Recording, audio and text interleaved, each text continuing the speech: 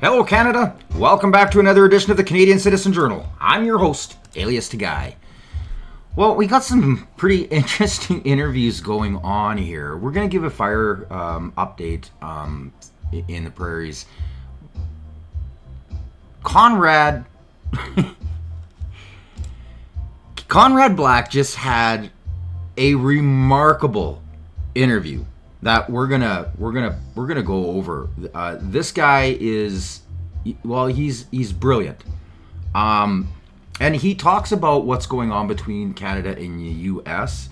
and kind of because of his business, he understands the two countries like hardly anybody really does, and what he lays out and the truth he speaks is just amazing. And I just wanted to make sure that I could share this with everybody because I'm not sure it's going to get the traction that it needs. We're also going to dabble on this Elon Trump X war that's going on, Truth Social versus X war that's been kind of back and forth. I'm not going to dive too much into it. Just kind of going to give you a bit of an update on where it's at and a little bit of the reality of what's going on. We're going to talk about this huge debt bomb. Franco Terrazino, these guys are amazing at the Canadian Taxpayers Federation. They're just an amazing group. I can't boost them enough. And then, of course, we're going to deal in a few more. Daniel Smith had an interview. She's down in D.C. And Carney, just some more crap about coming out here about his communications with Trump and blah, blah, blah, blah, blah. Let's just get started right now with the actual kind of updates and some of the devastation that has been going on in the prairies. As thousands of Manitobans scrambled to get out of the path of wildfires in northern Manitoba, one unit headed directly into the fire zone. The only way out of Matthias Column First Nation, also known as Puckatawagan, is by air. And a rapidly spreading wildfire left Manitoba's urban search and rescue team with just hours to get everyone out. CTV's Joseph Bernacki caught up with that team as it got off the plane following that harrowing rescue and joins us now live. Joseph, what was it like for them? Marilee, the team said it was a race against time, but they helped save hundreds of lives. A small passenger plane landed in Winnipeg Tuesday, carrying a very tired crew of search and rescue workers who spent days in the path of a raging wildfire. The smoke was so thick at times, it was black inside the helicopter and it was daylight out, so it was kind of it was a nerve-wracking experience there. Brian Preston arrived in Puckatawagan last Thursday to begin evacuation efforts in the community. Preston is one of more than 150 members of Manitoba's Urban Search and Rescue Team, or CAN TF4. Canada Task Force 4 is one of 6 federally recognized heavy urban search and rescue task forces. So they're a team that has specialized skills for large-scale collapse structure rescues. Gagne called on CAN TF4 and they answered. Preston, team lead with 5 other members, helped mobilize evacuees. When you're looking out the window of a helicopter and you see fire all the way around the community, you really wonder, we need to get these people out. We need to get them out yesterday, not today. CAN TF4 member Stephanie Couturier spent 6 years with Alberta Wildfire. She said being in a fly-in community with limited infrastructure added challenges to the rescue. The team also lost power in the area and access to communications was limited. I think some of the biggest challenges are the critical infrastructure, so not having places for some of that bigger aircraft to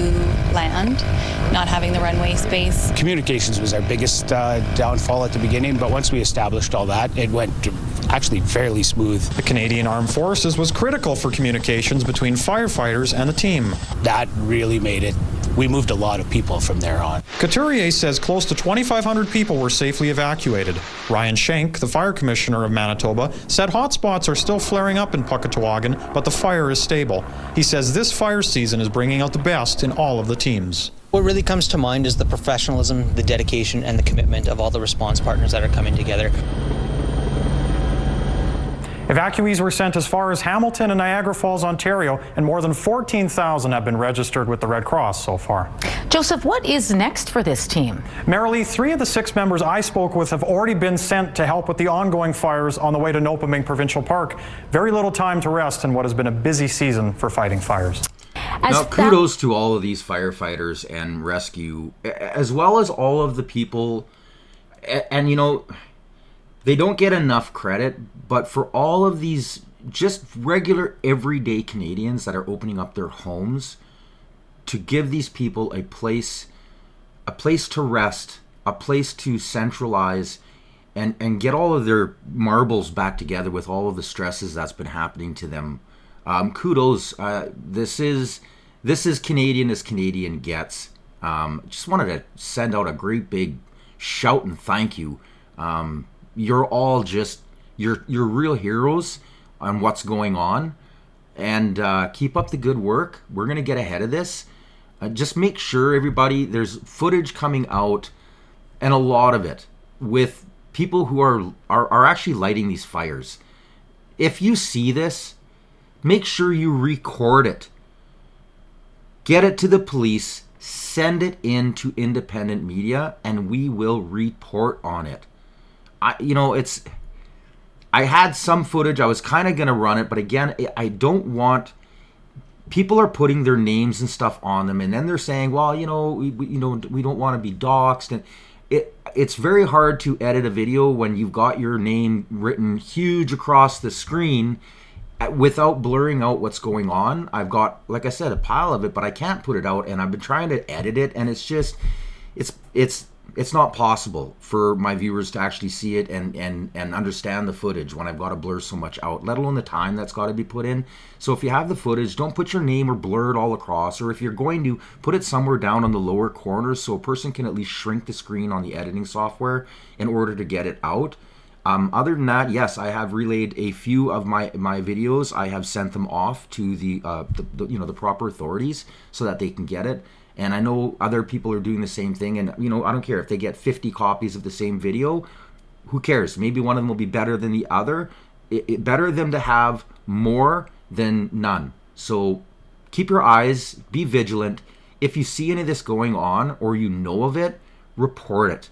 These people have to be held responsible for what they're doing. It's just insane. And some of the footage that I got here last night, I was going over, this is going on in Ontario now. These guys are they're in there lighting ditches, and it's just, this is unbelievable. It really is. Some people, and it's either one of two things. The major part of it is pushing this ideology, this whole, the world is burning, carbon insanity. And then you get the rest of them where it's just an excuse to get out there and twitch that little bug that they got, that little fire bug that they got. These both of the parts of this issue, they got serious mental issues. And like I said, they need to be justice has got to be brought in, because the damage they're doing, we're talking, it's going to take more than just decades to fix it. And a lot of these people, we're dealing with century farms, homesteads that are completely evaporated off of the face of the planet. Things that'll never come back, cabins and barns and stuff that were built by their great-great-grandparents. And some of them are even older than that. It's such a crying shame what's going on. Okay, we're going to move on a little wee bit further. This is kind of a touch-up on the Saskatchewan end of it now. We are getting a closer look tonight at the devastating losses from the wildfires. Homes, businesses, and landmarks all destroyed. And as Laura Woodward reports, families are grappling with losing not just property, but memories as well. Destruction. Video showing what's left of Adam Atkinson's family cabin in northern Saskatchewan. Burnt completely down to the ground. Metal bed frames are the only reminders of what once was. Even the dock floating on water burned. To within an inch of the top of the water. That's how ferocious the fire was. The LaRange cabin had been in Atkinson's family since 1983. A place of peace, connection, and tradition now gone. The wildfire also destroyed the cabin's outbuildings, hot tub, and quads. But the most painful loss are the sentimental items. Artwork, family heirlooms, photo albums, and his brother's ashes. The last things that we were remembering my brother by were destroyed in the fire. So as we considered all of those things, and remembered what was stored at the cabin, what we used to do at the cabin, yeah, then there was a lot of tears that came after that as we realized all the stuff that was lost. But still kind of a state of shock. It's been barely 24 hours since the cabin burned, and we're still kind of considering all the things that we lost. And Atkinson expects rebuilding won't be easy. The Rona store, the community's key source for tools and supplies, also burned on Tuesday night. Right next door, the flames took down the Robertson Trading Post, a historic building filled with hundreds of pieces of Indigenous art and cultural artifacts. In a social media post, the family business wrote, quote, "We are filled with regret that we weren't able to save the artwork. Let this tragedy be a reminder to all that a moccasin is not just a slipper." The Trading Post urging people to protect and hold their special pieces close as wildfires show no sign of slowing down. Laurel Woodward, CTV News, Saskatoon. We are getting It's just heartbreaking. It really is just heartbreaking to see this going on. So this is just one that, thank God they didn't put their name on it, but they ended up reporting this to the RCMP. I just wanted to kind of show one of these videos. I got rid of some of the printing that's done on it, so it shouldn't be, there was no way to dox the person for doing it. You have to excuse it. Carefully turn your phone sideways without flipping the screen. I couldn't rotate the actual video, just the format it was done in. I was having issues, and I wanted to make sure to at least get one of these out there. Just kind of watch carefully, and you'll see what I mean about what's going on here. Fire is starting to spread to the trees and picking up quite quickly. I called into 911. Fire department is on their way. It started out as a little fire right here, and you can see it has quickly spread past and now into the trees. Here's another clip. Currently now at the Snowden turnoff, come across 2 more fires, 3 more here. There's a gentleman in the ditch starting fires right now. Like, can you just, so scary. And then like she tried to snap a photo of him. This is what she wrote on there. Absolutely appalled by what I have come across tonight on Highway 55, 1 mile east of Smeaton. I came across a ditch fire that was spreading quickly, reported it immediately, and continued driving. Not even 5 minutes later, that the Snowden turnoff I came. Yes, 3 more fires on the north ditch again. I quickly reported into 911. As soon as I get off the phone, I noticed next to the furthest northeast fire, there was a male at the base of the fire adding trees and trying to ignite it further. Immediately called back into 911 to inform them of this male lunatic deliberately trying to ignite the highway. Thankfully, another bystanding truck came up and quickly smothered the 3 small, freshly lit trees on the Snowden Junction. Now, this is the footage. This is the stuff I'm trying. Like, if you see this, get on it. Keep your eyes peeled. Stay vigilant. These people have to be held accountable. This is getting out of control. This is not climate change, people. And a lot of people are going, oh, well, Danielle Smith fixed the numbers. She says it's only 67%. 67% of the fires that they have found are proven to be human caused. Do you know how hard it is in such a vast forested area, let alone even grasslands, to try and find how that fire got lit? And the amount of resources and money it takes in order to investigate it. I think the best person so far to actually talk about this is Canoe. He went off on the reporters. Like, come on, enough with this climate change. Do your job. There's been no lightning. There's been nothing. These are all caused by humans, either on purpose, by accident, or just from sheer incompetence. Everything from open exhausted quads to campfires being left unattended or just left, period, where they don't put it out proper, to people who are literally trying to push a narrative. Canada's on fire, and it's the mentality of the media and the green zealots that are in power that are pushing for this. I blame them more than I blame anybody. It's just ridiculous. Now, on to this Elon Musk war. This has been going on here for a few weeks. It started off really softly. And it started off with the big, beautiful bill. Now, Elon is choked that through all of his efforts, he's put his entire livelihood on the line in order to create Doge. Doge has saved hundreds upon hundreds of billions of dollars and is still finding waste every minute of every day. And then to turn and see how the swamp grabbed Trump by the ankles and started to pull him in became too much for him to bear. So he started talking softly about it, how this whole, the entire premise of what he was doing was trying to stop the United States from bankrupting itself, like Canada's done, and is doing it more and more again today, which we're going to show you a small clip here from Franco about. And then it just started getting worse and worse to the point where they tried to even split on nice terms, and now it's just it's completely exploded. And we've got, and I'm going to back up Elon on this one. I've been following this. This is my job. I do this. Elon has been a solid figure on everything he has said from day one. And now Trump is turning into the typical loudmouth, twist the truth, and even full-out lying in order to try and protect this swampish bill that he's trying to push through. And yes, Elon's brilliant. And yes, the economists that are trying to work with Trump to fix the economy, they're brilliant. Everybody's trying. But in the same end, they got sucked in by the swamp.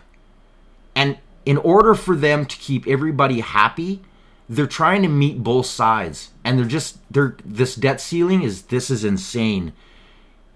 The states can't afford any more debt. Elon knows this. And this is what happens in politics. This is the most disgusting part about politics is in order for him to try and keep the Republicans in power and keep them in favor, he's blowing trillions of dollars, paying off all of the typical swamp creatures. It's vote buying, because in politics you can't have a spine. People have asked me, lots, well, you should run because, you're smart, you know this and you understand that. And I've said it and I say it over and over and over again. There is no place in politics for honesty. Zero. You'll get ate alive. You'll get tossed out. They'll take a singularity that you've done in the past, blow it out of proportion, lie, twist, deviate, especially with the propaganda we've got here in Canada, let alone the fact that politicians get away with saying what they say. Blatant lies. They're allowed to lie right in the House. Like, it's just disgusting. What kind of democracy can you have when you've got those type of rules protecting lies? So I'm mad. This whole thing's just blown up, and now it's starting to get embarrassing. And Trump has forced Elon into throwing out a couple pretty big truth bombs that everybody's known about. Nobody's known how deep it was, and everybody was hoping that maybe Trump could dignify himself by releasing these Epstein files. And now this is just, like I said, this is just getting completely out of hand. So where do I even start here? I don't want to go through the whole thing. It just ends up being too much. I'm just going to take you to the last day and a half, 2 days here, because this is just where it's at. So now Donald is, because Elon's been calling him out on this money expenditure, and he's been proving that this is swamp creatures taking over, and he's really choked about it because he feels like he's been lied to. So like Elon quotes here, Trump, I'm very disappointed with Elon. I've helped him a lot. He knew the inner workings of the bill better than anybody sitting here. He had no problem with it. All of a sudden, he had a problem, and he only developed the problem when he found out that we were going to cut the EV mandate. Now, this is a blatant lie. I've been following Elon for decades. I've been a fan of his. And yes, he's peed me off in a few things that he's done business-wise, but yet the guy's brilliant, and he really does have, he holds the moral high ground. And that to me, that signifies true leadership and intellectual wealth, because that's what he has. And he's just starting to throw out the Trump crap that he does. And so Elon posted on there, false. This bill was never shown to me even once and was passed in the dead of night so fast that almost no one in Congress could read it. Now, this was all backed up by Jim Jordanson and a whole bunch of other people. They were like, what the heck? All of a sudden it got thrown on them and they're trying to push it through the House. And they're like, what's going on here? So, like, this has been back and forth. So, literally, Elon has been posting videos of the past, but here, this one back in 2021 on the federal budget. You can't just spend $3 trillion more than you earn every year and don't expect something bad to happen. Something's got to give. Elon's got all of the evidence behind him that he hasn't backtracked on anything he said. And then Trump, on the other hand, has flip-flopped on this. He's been sucked in by the swamp. Like here, the easiest way to save money in our budget, billions and billions of dollars, is to terminate Elon's governmental subsidies and contract. I was always surprised that Biden didn't do it. Now, that's a lie. That's an absolute lie. He was against it, and again, there's video of him proving it. Piles of it. So this is just getting completely out of hand. And of course, Elon, he's got all the paperwork behind him. He's got it all. He's got private texts, he's got conversations, recordings, video interviews, and of course, he's got X and True Social. And this is like Trump before. This is his words. I cannot believe the Republicans are extending the debt ceiling. I'm a Republican and I'm embarrassed. And Elon's like 100%, right? No member of Congress should be eligible for re-election if our country's budget is not balanced. Deficits not allowed. This is all Trump talking. This is before he got sucked in by the swamp. And Elon and this is why Elon jumped on the Trump wagon, because he was hoping that Trump was going to keep his promises, to risk it. Like I said, honesty doesn't fly in democracy because there's too much wealth backing up the elite to control the lower classes. And we've seen this especially in the last decade here in Canada. Now, right up to the last post, which is crazy. This is a post that Elon put. Here's what Trump said about Epstein in 2002. Epstein likes to tell people that he's a loner, a man who's never touched alcohol or drugs, and one whose nightlife is far from energetic. And yet if you talk to Donald Trump, a different Epstein emerges. I've known Jeff for 15 years. Terrific guy. Trump booms from a speakerphone. He's a lot of fun to be with. It is even said that he likes beautiful women as much as I do, and many of them are on the younger side. No doubt about it, Jeffrey enjoys his social life. These are things that we've talked about. They're out there. I mean, Trump has said that. Now, I'd like to defend the guy because there's no proof one way or the other. And this is why we need the Epstein files. You don't want to throw false allegations out on somebody, even though we do know that he did know Epstein.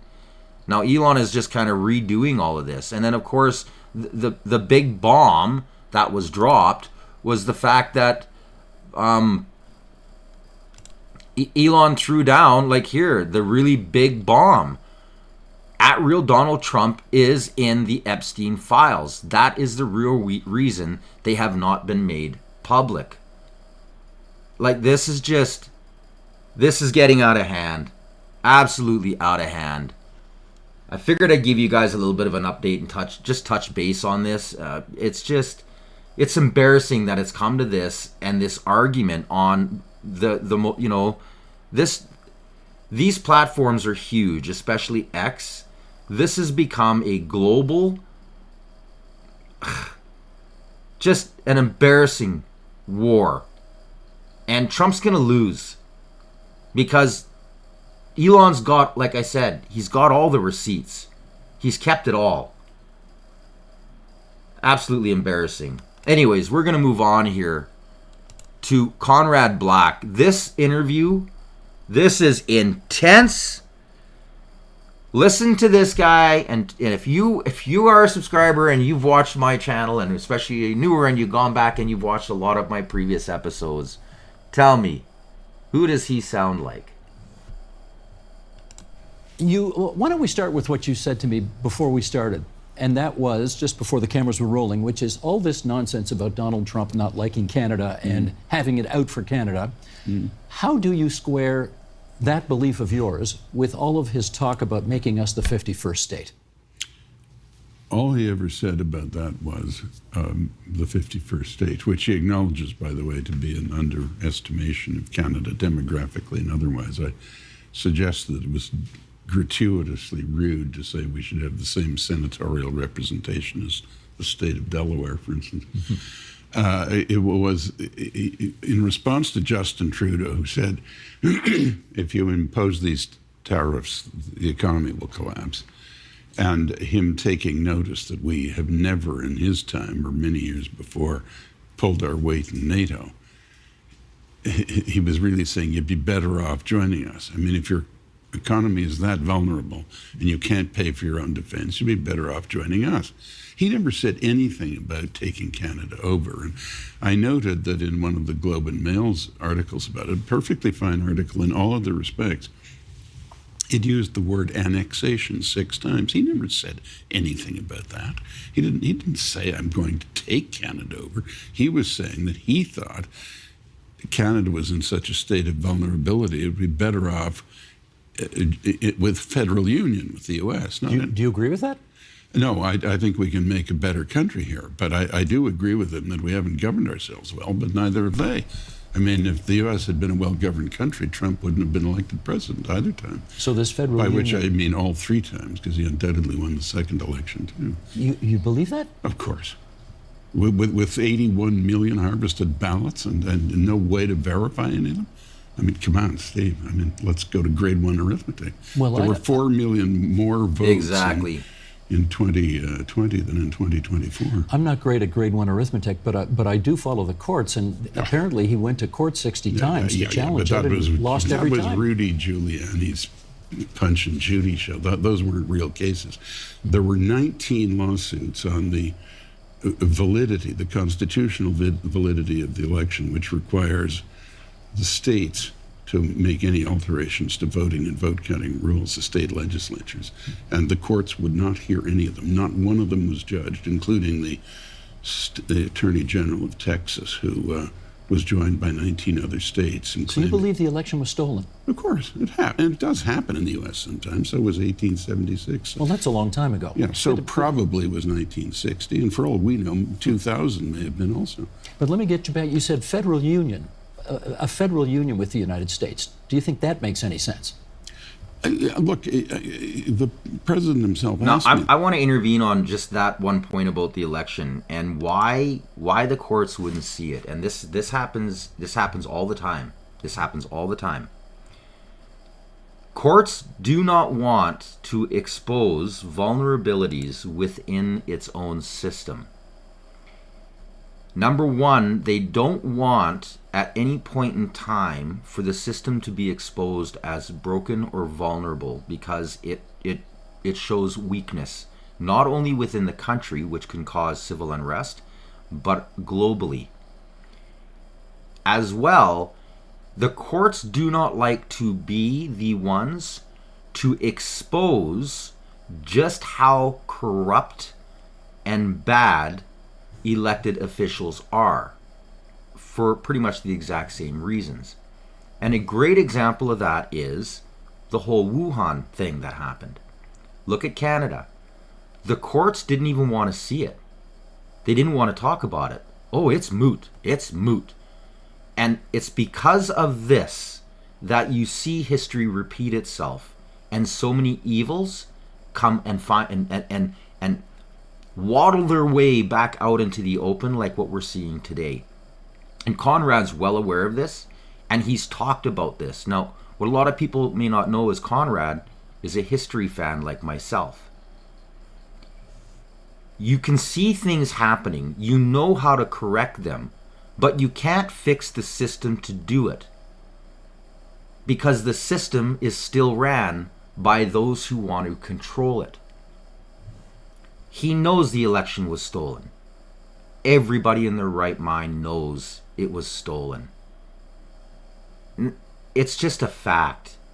But how do you fight the system when it's so embedded with all of these power-hungry elitists that control, and not just control, but own legacy media outlets? You can't, it's a battle that you can't win. And we're trying on a daily basis. I'm at war at a daily basis. I spend so much time fighting algorithms. The fact that I have to watch what I say tells you right there, we are not in a free country. The platform that I'm using, all of them, has their own levels of censorship. You can never really put truth to power. When that whole pandemic was going on, the injustices that were being done to people, not only around the world, but especially here in our once great nation, and I say once because we're so far from that now. It's I don't know if it's fixable. In fact, I don't think it is. While it was going on, the courts turned their back on us, on everybody. If they would have spoke up, if they would have saw the case, if they would actually live by the rules of the Charter and our Constitution, we would be in such a better place right now. Think of all the politicians that would have lost their jobs. We would have a fresh start on all of the political parties. So Conrad he's bang on the money, and he's just throwing the truth out there, which a lot of people just don't want to hear. They refuse to. Blah, blah, blah, blah. And it's really sad. This. And I said, I myself would not vote for it because, frankly, I think we can actually build not a greater country, but a better country here. And I wouldn't want to give that potential up. But if you offered, as Helmut Kohl did to East Germany, power on the currency, I mean, despite all the people waving the maple leaf flag around, a lot of people would take that and it would be a nice incentive for them. And if you promised retention of residential control of residential matters, so you didn't have the 20 million worst welfare cases in the U.S. just crossing the border northwards in the 2 weeks after our federal union, and also Canada's right to retain its gun rules. It doesn't have that tradition, which is an admirable tradition in some ways, but it leads to a terrible amount of gun violence, of everyone having a right to bear arms. If you did that, you'd get a respectable vote. I don't think you'd win, but you make a respectable vote. But you have to stop acting, I said to him, as if it's like admitting Puerto Rico to statehood or something like this. This is a G7 country. When did you speak to him about this? Well, he phones me sometimes. So, this particular conversation was about 10 days ago. 10 days ago? Yeah. So you still speak? Oh, yeah, sure. Frequently? No, I don't phone him, no, but he phones me occasionally. I've known him a long time. What have you told him when he asks, or if he asks, your opinion about all the tariffing he's doing on us these days? He hasn't put it that way.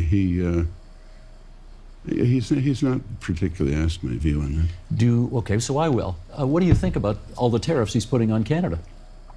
In terms of whether they make economic sense? I don't think, and I did tell him this, I don't think that he's treating us fairly. And I think it was particularly outrageous for him to put us in the same sentence as Mexico. I mean, the United States does have a legitimate grievance with Mexico. Mexico, as you know, incentivizes American companies to shut down their factories, incentivizes them to build new factories 5 miles inside the Mexican border, takes parts from China, fabricates them in Mexico, and ships them back at a knockdown price into the U.S. under the trade agreement. Add to that the Mexican government is clearly been colluding in this invasion of the United States, which the former regime tolerated, but has now stopped. But we don't do that. That was the point I made, and we don't do any of that, and you shouldn't compare us to Mexico. And he took that point. He took that point. Look, he's, I don't want to, I'm not an intimate of his, and I have no standing to say that he pays a particularly great amount of attention to my views, but he does ask my opinion sometimes. As will I, over the remaining moments we have. And I'm flattered, even though the position you hold is slightly less august than his. 19 years ago, you were in this studio, and we talked about whether Canada was meeting the moment. And here's what you had to say. Sheldon, if you would, roll the clip. Canada is a country that I think has become accustomed to thinking of itself as sort of a middle power and a secondary country. And yet there are 191 members of the United Nations, and Canada is undoubtedly one of the 10 most important countries in the UN. And it isn't a middle power, it's a very important country. And I think we have to act like that. In the intervening nearly 2 decades, has this country performed on the world stage in a way that you think one of the 10 best countries in the world should have been acting? In the Harper years, I think it did, and in the Trudeau years, I think it has not. And we'll have to wait and see with the Carney years. But no, it's become a kind of joke in the world as a woke country and a silly country, and one that doesn't pull its weight in the alliance, and is descending the economic ladder. I mean, we're becoming uncompetitive. We have net capital outflows, which is scandalous for a rich country like this. But it's all to play for. I mean, all people and all institutions fluctuate, so we haven't done mortal damage to ourselves. It's still 41 million, well-motivated, talented workforce people in a treasure house of a country with relatively stable political institutions. So it's, as I say, it's all to play for. We just, in my opinion, have not been well governed the last decade. Do you think? And I like Justin Trudeau as a person. I just don't think he was a good prime minister. Do you think what you've seen of Mark Carney so far suggests that he has aims at making this a more serious country on the world stage? He does. He certainly does. Unfortunately, I part company with him in some policy areas, but I think he's an able man, sincerely motivated to do well for the country, and I wish him success. Now listen very carefully to what he says, and why he just said that will make total sense. You part company with him on what in particular? He's much too preoccupied with and takes a unsustainable view on climate matters. He's too socialistic. He got rid of the carbon tax. Yeah. He's too socialistic. Yeah, having championed it for 20 years, yeah. But, I mean, he can read the polls too, you know. But I would say that.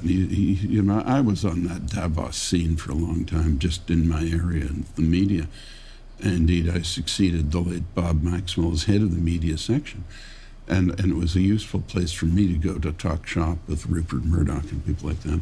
But the mentality is a sort of a dirigist mentality, a kind of unelected officials will tell people what's good for them. And I fear that he is a bit affected by that viewpoint because of some things he said. I don't know him personally, so I can't comment on that. Never met him? I met him once. I doubt if he would remember it. No reason why I should, but just to shake hands with.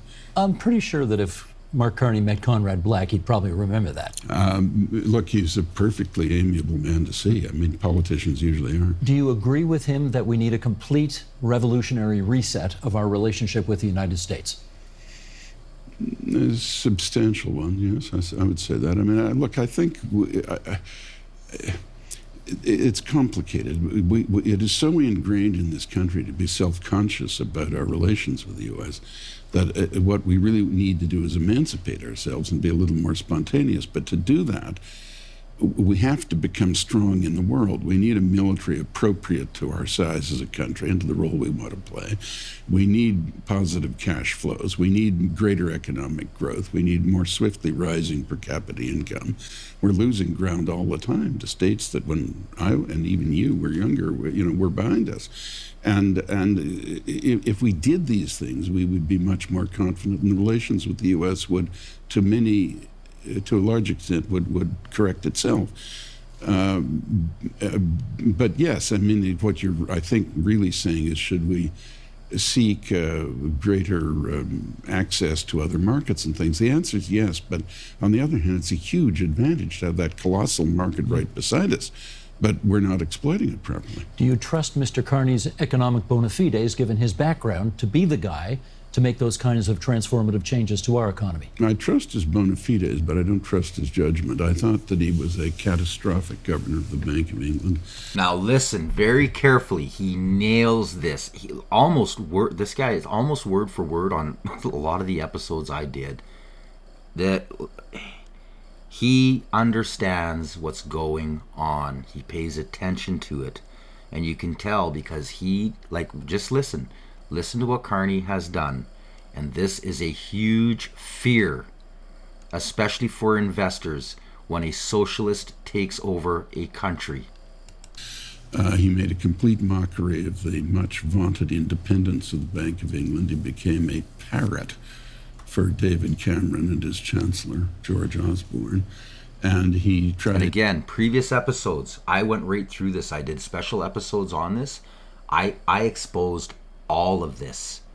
How he got into power, who put him in there, what he did, what the goal was, the backdoors agendas, all of it. Previous episodes, I urge you, please check them out. If you want any in-depth on what he's been talking about, and almost pretty much everything since the beginning of this interview, you will find I have done an episode or touched on in an episode in the past.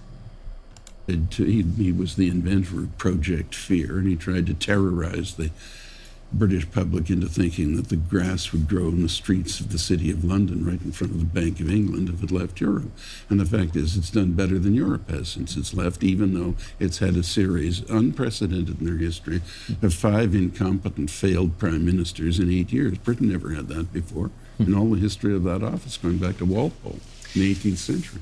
I'd like to ask you, as a guy who's originally from the province of Quebec, what you make of the current situation where the forces of separatism in the province of Alberta are significantly higher than those in the province of Quebec. What do you make of that?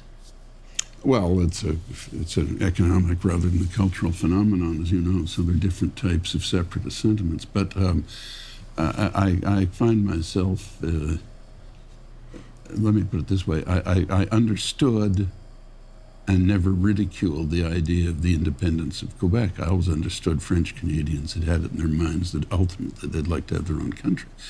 That's understandable. I think a greater vision is a bicultural country, it's a much larger country. In the case of Alberta, they have been discriminated against, and there has effectively been a war conducted against their principal industry. And I think the present premier there, Danielle Smith, is our best, most capable politician in the country right now. And she is not putting herself at the head of one faction or another in the upcoming referendum she's promised. So she's positioned to be the head of Alberta, whether it's a province or a country. But I think we should all understand that they have legitimate grievance, and it has to be addressed. Look, nobody likes air pollution or water pollution or any pollution, but on the other hand, it is potentially by far our greatest industry, and we're handicapping ourselves as well as particularly punishing Alberta and Saskatchewan by not maximizing our ability as a country to profit from the petroleum industry. Now, for a lot of people out there may not know this, Saskatchewan has oil sands. They're a little harder to get at, but with the technology that's been going on, especially in a field that I used to deal with when I worked as I worked my way up in the oil field into these positions, it became very apparent that Saskatchewan has got hundreds of billions, if not trillions, of oil buried in oil sands. And with the technology we have, what was once impossible is now not only possible, plausible, but doable. And there can't be any investment. No companies will step forward to it because of the Eastern socialist idea, with their feet planted firmly on Alberta and Saskatchewan. Conrad knows this. He is an investor. He's talked about this 20 years ago. Saskatchewan is a powerhouse of wealth. Saskatchewan thinks that for the most part, they think they need to piggyback on Alberta. They don't. Saskatchewan has maybe not the open wealth, the ease that the oil sands in Alberta gives Alberta, but we have buried within our resources the same wealth with a smaller population, which gives us a higher GDP. The whole idea of this, the separatist and everything that mainstream is trying to tell you, everything is a lie. It's all a lie. Not only is it the uranium and the potash and the farming, it's our reserves, untapped, unchartered, unexplored reserves. Look at what the Bakken oil field did for Saskatchewan. And even then, we've had reins put on us. They've bridled us, shackled us. And companies are having, well, they're having a hard time keeping investors up because you've got so much, some provincial, a lot of provincial, but mostly federal. They knock the knees off of Saskatchewan. Saskatchewan, your wealth is unprecedented. And this has got to be talked about more and more. And I will be dabbling on this, especially with Saskatchewan oil sands, to expose what the government and the media have been hiding from Saskatchewan. You want wealth? Can you imagine just collecting dividends? The dividends alone would pay for, we'd have the best healthcare, the best schools, the best of everything without ever having to pay tax on it. It could all be paid for just through the wealth of our natural resources. And again, once we unleash ourselves from the east and we don't have that foot pushing down and kicking us every time we try to grasp for air, it would only take us 3 to 5 years to flourish. And within a decade, become one of the wealthiest countries on the planet. Conrad knows this. And investors around the world know this. You want to bring big companies in? Cut your ties with the East. Cut the socialism out of your province. And you will see wealth. And you will see happiness like you've never heard of before. We'll get back to Conrad here because this is just an amazing interview. And if Alberta seceded, their objective would not really be to set up the Republic of Alberta or the Dominion of Alberta or realm of Alberta. They would move quickly into the U.S. and this country really would fall apart. So we'd better know what we're dealing with here. So if what Quebec pulled out, it's a French country, and you could do something with what's left. But if Alberta pulls out, the whole thing is coming down. You got her. See? He knows. And this is why the East is freaking out. And you got all these socialists. Oh, then leave. Then you can leave. No. You left the West. Your socialist poison has destroyed Canada. And I don't think it's fixable. I don't. Federally, in the nation that exists today, I don't think it's fixable. It's been too infiltrated, too poisoned. From the schools, universities, politicians, right to every legislative assembly there is. Poisoned. And the only way to really cure it is to give them a reality kick, and that's to separate. I'm full-fledged on board for it because it's got to be done.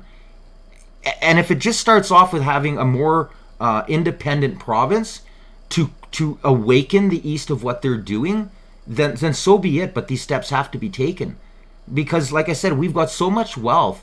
And we are different from the majority of the East, and you could see that in this election. This election was proof beyond any means that the East has lost its way.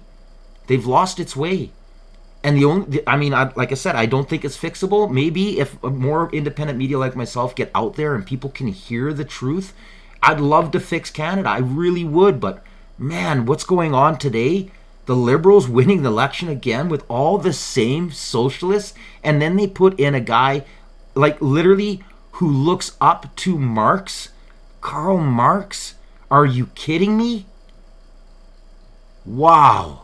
What does the current Prime Minister need to do to ensure that Alberta doesn't want to leave? Build the pipelines, give a better tax treatment to the industry, oil and gas industry, and those tempted to invest in it. And, being extremely vigilant on environmental matters and doing the necessary to make sure we have high environmental standards. Let me just check and make sure I heard you properly, because to my knowledge, she hasn't promised to have a referendum on this. She's promised to lower the threshold by which a citizen's initiative can come forward to have a referendum on this. I think those are different things. Yeah, I may have misdescribed it, and I accept your correction. Okay, thank you. I think you can see where she's headed here. Well, she's got a faction of her party that, let's put it this way. She doesn't want to get Jason Kenney, right? So yeah, and that's a good, I mean, I don't know disrespect to Jason, who's a friend of mine also, but that's it, but I don't think that's the whole explanation. I think we're all unlicensed psychiatrists, particularly where politicians are involved, but I think she not only doesn't want to find herself riding two horses at once and falling between them, she also, as an Albertan, feels that it's time to raise the ante rather than, as Albertans feel, for some reason they have been a kind of a doormat for Ottawans paying no attention to, in their case, legitimate regional ambitions, which are, by the way, legitimate national ambitions. Everyone in Canada should want us to make, as a country, as much as we can out of our oil and gas resources. Let me follow up on something you just said a moment ago, which is you thought she is the best premier of the 13 in the country today, and I'm curious as to why you don't have Doug Ford at the top of your list. What I think I said was the best politician we have in the country, which didn't exclude Ottawa. Oh, okay. Boom! Because, look, again, Doug's a friend of mine, too. There used to be a time, Stephen, when I first knew you, and I knew all the premiers, and I literally knew them all, but you've now mentioned an absolute majority of the ones I do know. But I think Doug is not as fast on his feet or as imaginative as she is, and he's not in the firing line the way she is. I mean... 3 straight majorities, Steele and Ottawa under massive tariffs? I told him he's the FDR of Canada. I mean... Proportion garde, you know. Not yet. No, he hasn't got his fourth yet. No. Yeah. No, but no one else but Roosevelt had 3 terms. But his technique is different. He's a subtler and less. I want to be careful here. This is not a pejorative thing, but his leadership style is different. Danielle sort of gets out in front of the pack a bit more than Doug does. But I knew the mayor too, Rob Ford, very well, and despite the problems he had, I always admired him as a mayor. He cared about the people. He returned every phone message he ever got, which is an astonishing feat for you in a job like that. No, I'm pro the Fords, but I think right now she's more on the firing line, and I think she's managing it extremely skillfully. She may have cost Pierre Poilievre the prime ministership. Do you accept that as a thesis? I wouldn't have thought so. I would have thought actually Doug did more to do that. But look, I think it was Trump who cost Pierre the headship of the government. And he didn't mean to do it, but the United States is like a great beast. Which what did Pierre Trudeau say? It's like sleeping with an elephant or something. I mean, it twitches a bit. Yeah. Yes. And I mean, Donald Trump couldn't care less who the Prime Minister of Canada is, and he doesn't spend 5 minutes a week thinking about Canada. I mean, he likes it, but he doesn't think about it very much. And he didn't mean to influence the election. He didn't particularly think he was. He sure did. He surely did. Yeah. But that's, by the way, not a flattering comment on the maturity of our voters or our politicians. I mean, Carney, all's fair in politics, and he won the election doing it, so I'm not knocking him. But this business of his about, virtually standing on the Ontario shore of Lake Ontario, shaking his fist at the Americans as they tried to cross, we'll fight in the beaches and the hills and streets and so on, is Churchillian. thing of the Trump is trying to break. This is all nonsense. It really disappointed me as a citizen that anybody took this foolishness seriously. Exactly. One more question on Doug Ford. Fire when ready. I wouldn't have thought that he would have been your kind of conservative. Is he? No, but I'm not under the, he isn't. But I understand their political party in a large jurisdiction is a pretty big tent, so I'm not intolerant of other factions. No, but if you had your way, what would you have him do that he's not doing? I'm a little reluctant to get into criticizing these guys. I think in general he's doing a good job, but I think he's an indistinct conservative. I think he could do more incentivizing the economy, though he's done, I think, very well in job creation. I admire the fight he's putting up to maintain the auto industry, and I think he's going to have to perhaps take more drastic measures to succeed in that. Look, my kind of conservative is a little more the person who goes out and sells conservatism the way Reagan and Thatcher did. And now, just piecing together there what he meant by the auto industry, and he tied this to how he did more damage to Pierre. I follow Conrad Black. Like I said, I followed him for a long time. The man is brilliant. He's a great investor, and he's very eloquent with the way he puts things across. He tells the truth. He can seem harsh, but he always, especially because he's got such a superlative tongue, can pull out words to kind of pacify the aggression in how he's talking. And what he meant by that needs to be more aggressive on the auto end wasn't to the Americans. That fell back to the damage done to Pierre. It's the federal government that is the enemy of the auto industry. Again, previous episodes, people.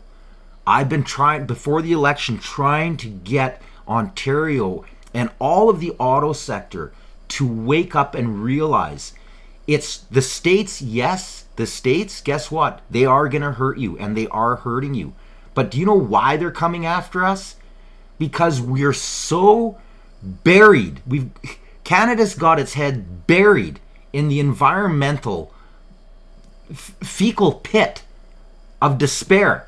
And it's the federal government that wants to ban combustion engines. That is the end of the auto industry in Canada. And once it's gone, it's not coming back. So once this policy goes through, and in a decade when Canadians realize that they're stranded on the streets, freezing in their cars, and now they need, and the government finally gets straightened out and says, okay, let's bring back combustion engines, do you think those companies are going to come back to Canada? No. Trump and his administration know this. They saw what was going on. That's what Conrad's getting at. Doug Ford screwed his own auto industry because he wasn't aggressive enough against the Liberal Party. And in a way, Pierre did. And in Pierre's case, he sold it as greater liberty to the individual. No, I'm not harsh. I'm not heartless. I'm not cutting benefit to needy people or anything like that. I'm promising greater liberty for you with the money you earn. And one of the problems we've had politically in this country is we don't have a real conservative party, except for Harper. We haven't had one since Sir Robert Borden federally. See? Right? He's absolutely correct. The Conservative Party of today is not a conservative party. They're a small c, small l party. And this is why I really can't wrap my head around on why so many people out east haven't realized this yet. Carney is not a liberal and he's not a conservative. He is a socialist. He says so in his book. Just like Guy Beau stood up and is proud. I'm proud to be a socialist. These people are, they're Marxists. They're the ruinous leaders of a democratic nation. They're the ones that boot an entire nation down a dark, horrible hole that chances of ever coming back from are slim and none without massive hardship and losses. And this is why I say I don't think Canada can be fixed, because we're at that point. Conrad is right, just like I've been saying for how many episodes, like for months. There is no Conservative Party. The PPC is the Conservative Party, it doesn't exist. It's not there. Media will not allow conservatism. It won't give it the time of day without calling it some extremist right wing, which it's not. Yeah, no, am I a fan of Maxine? No, I'm not a fan of Maxine. In his earlier days, I was. When he was younger in the Conservative Party, he was one of the very few conservatives. But now he's gone off into this, I don't know where he's going. He's looking for power. I think he's realizing that his irrelevancy, trying to fight this corporate machine, this socialist machine, state-funded media, he couldn't do it. So it's sad, because he was a good politician at one time. But Conrad's right. There is no Conservative Party in Canada. And we got into this business of the Liberals winning 4 or 5 elections in a row, and then they would lose one, and then basically because of their hold on Quebec. Now Mulroney ended that, but we've still had these conservative leaders who essentially say, I'll do the same thing as the Liberals, only I'll do it better. Well, if people want Liberals, they'll get real Liberals and not pretend ones. And by the way, I've often supported the Liberal Party. I'm not hostile to it. It's by far the most successful political party in any large democracy in the last, since the start of the Laurier or end of the 19th century. But I like conservatives who actually sell conservatism the way Reagan and Thatcher did. Again, this is a different country and a smaller country, but that's not what Doug does. That's not his method. It's a populist thing, which is fine, but it's not actually saying this is why we're different. Is Donald Trump a conservative? Yeah, and this is where they start talking a lot more into the American politics, and I urge you to watch this entire interview. As always, I post all my links below. I was hoping to put a few more things in here, but it's ended up that we're already over an hour, so I'll just put it on another episode. Some of the other things I was going to talk about. He goes later on in the interview, right nearing the end, he starts to talk about the history. Now, like I said earlier, this man is a history buff. Most people who are, I don't know, how do I say this? Most of the people who ascertain to knowledge, most people who are very good at history have a great way of seeing the future.